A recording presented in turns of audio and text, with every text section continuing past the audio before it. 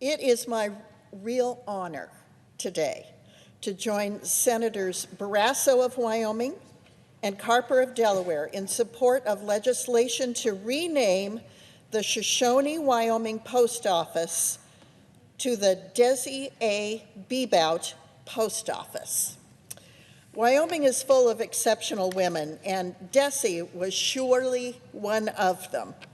In the years following the Pearl Harbor attack, Dessie was one of the first women to enlist in WAVES, the Woman Accepted for Volunteer Emergency Service. Dessie traveled by train across the country to New York City for basic training. She was later stationed in Seattle for 2.5 years, where she was responsible for recording the arrival and departure of sailors to and from the Pacific Fleet. Dessie then married Herbert Hugh Bebout, also a Wyoming native, and in 1945 moved back to Wyoming to start their life together. They raised 5 children, and today their family has grown to 13 grandchildren and 19 great-grandchildren. In 1962, Dessie became the postmaster of the Shoshoni Post Office. Her exemplary service was recognized when she was awarded the Order of the Vest, which is the highest honor given to postmasters. Dessie Bebout passed away in May of this year at the age of 102 years. She lived up to what it means to be part of the greatest generation. It is very fitting that we rename the Shoshoni Post Office after Dessie Bebout. It serves as a small token of our appreciation for her service to Wyoming and our country. And now I would like to yield to the senior senator from Wyoming, John Barrasso, whose inspired idea to name the post office in Shoshoni after Dessie Bebout brings us here today. Thank you, Madam President.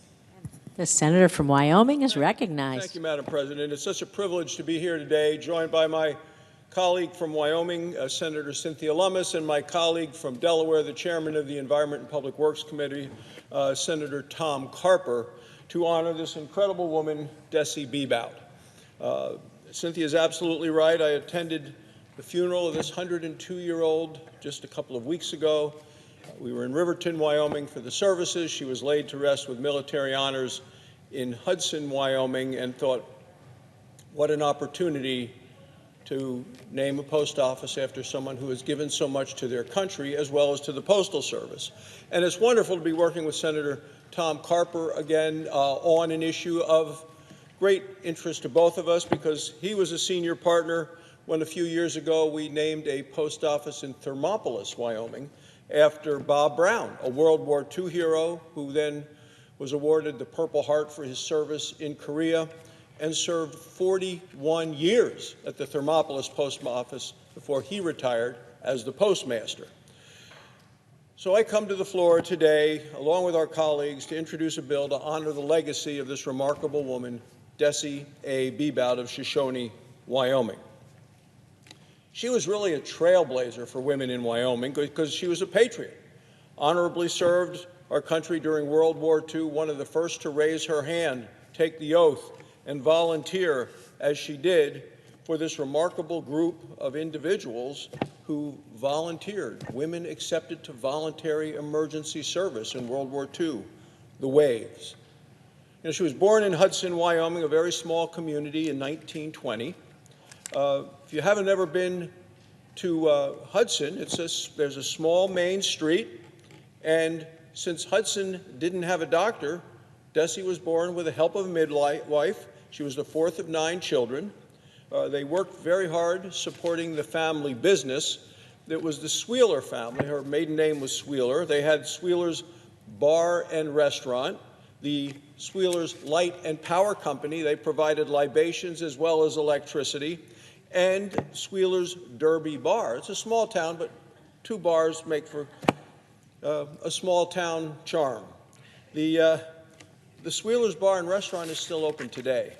So if you ever get to Hudson, stop in because they have the best steaks you're going to ever find anywhere. Her life experience is one really that highlighted her legendary work ethic. After graduating from Fremont County Vocational High School in Lander, she worked for the Fremont County Extension Service at F.E. Warren Air Force Base. But that Japanese attack on Pearl Harbor in 1941 changed the United States and the world forever, and it certainly changed her. Willing to serve the country, step forward, it's part of the Wyoming bloodstream. When she joined and she went to New York City for basic training, then stationed in Seattle, Washington, she reconnected with a young man that she had met previously in Hudson, Herbert Hugh Bebout. After a few months of writing letters, they were married in 1943. He was an enlisted man in the U.S. Air Force. After World War II ended, he was discharged along with Dessie. They came home to Wyoming.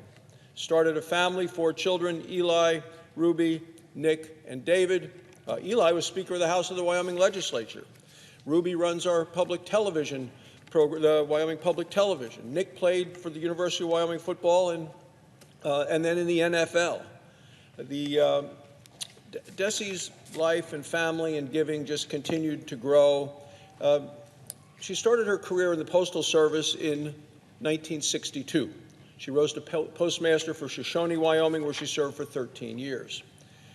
In 1975, Dessie retired as the Shoshoni Postmaster, where she had earned the Order of the Vest. It is the highest award given to postmasters. And although she had retired from the Postal Service, her work in community service didn't stop.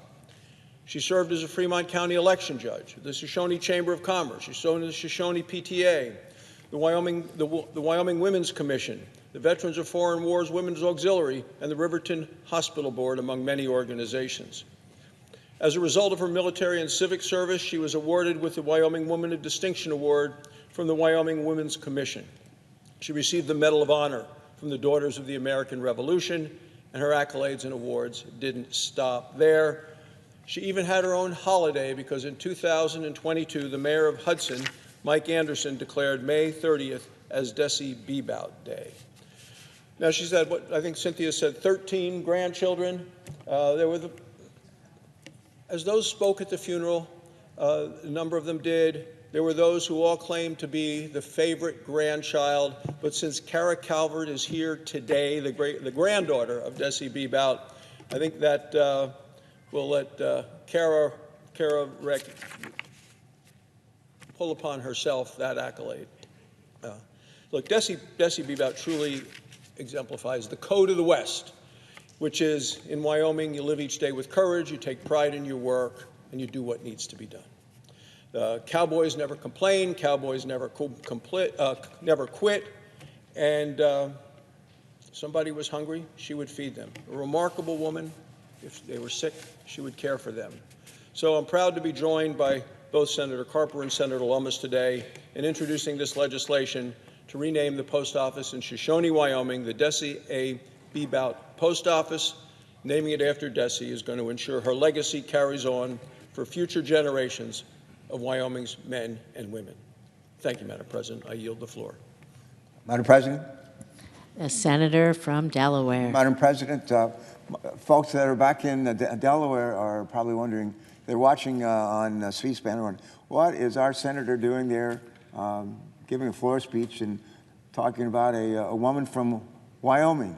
There's a Wyoming, as Senator Brasso knows, there is a Wyoming in Delaware. It's in Kent County. It's just south of Dover. They have great restaurants, county restaurants. In fact, John, that you're described that exist in, is it Svelar? I think it's Svelar in Wyoming. We have a huge Air Force base in Delaware, Dover Air Force Base, and they not only fly huge airplanes and have a mortuary there for receive the remains of our fallen heroes, but that's a part of our state where there's just a very strong support of military personnel and all things Air Force. I'm Navy, and for the idea that we have a woman here, it's one thing for a guy to have done some of the stuff that Dessie did, but a woman in World War II to volunteer and to enlist on the heels of the attack on Pearl Harbor, and to go on and serve with distinction in the Navy. My family, we believe Navy blue. My dad's chief petty officer. My uncles were chief petty officers. My mother's youngest brother died in a kamikaze attack on his aircraft carrier. My grandmother's a Gold Star mother. We believe Navy blue. And I just am inspired by Dessie's heroism that we're hearing about here today. For people who might have been listening carefully when Senator Bebout was talking about the restaurant that she opened, he said when people were hungry, she fed them. And that's a line out of the Bible. It's actually a line out of Matthew 25. Well, when I was hungry, did you feed me? When I was naked, did you clothe me? When I was sick and in prison, did you visit me? When I was thirsty, did you give me to drink? And this is a woman who not only served her country in uniform, not only ran a successful business, it sounds like, for over 100 years for her family, but actually felt a moral responsibility to make sure that people did not go hungry. I'm a senior Democrat, a senior actually member of a committee called Homeland Security and Governmental Affairs. We have jurisdiction, among other things, in that committee of Postal Service.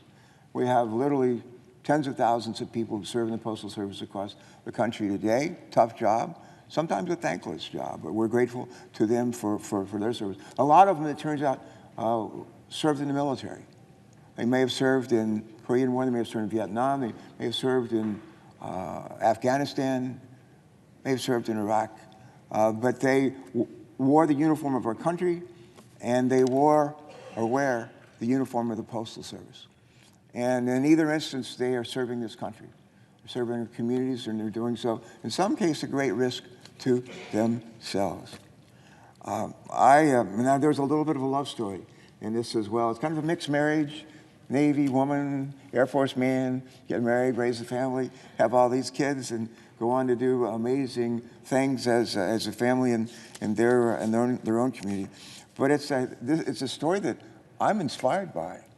And I'm honored that you would ask me to join you and Senator Lummis to tell the story too. I remember a couple of years ago, we were on the floor here, Senator Barrasso, myself, and a fellow named Mike Genzie, the late Mike Genzie, who held the seat that Senator Lummis now holds today. And I heard them talking about the naming of a post office in Wyoming, a place called Thermopolis, that I'd never heard of, but I'll never forget. But the question would be, rename that post office after Bobby Barrasso's dad, and they didn't have a Democratic co-sponsor for the bill. And I talked to Senator Barrasso and Senator Enzi and said, I'd be honored if you're looking for a bipartisan bill here. I'd be happy to be your wingman on this particular flight. And they were good enough to let me join the team. So Dessie, Bebout, if your family, any of your family members are out there watching or listening, I want to just say thank you for sharing a remarkable person, not just with the folks of the town from which she and her family lived and worked for all those years, served, but thank you for sharing with our country in a broader way. And thank you for serving as an inspiration. We're in your debt, and I'm honored to be part of this trio to offer this legislation today and ask for its adoption. Thank you very much. I yield.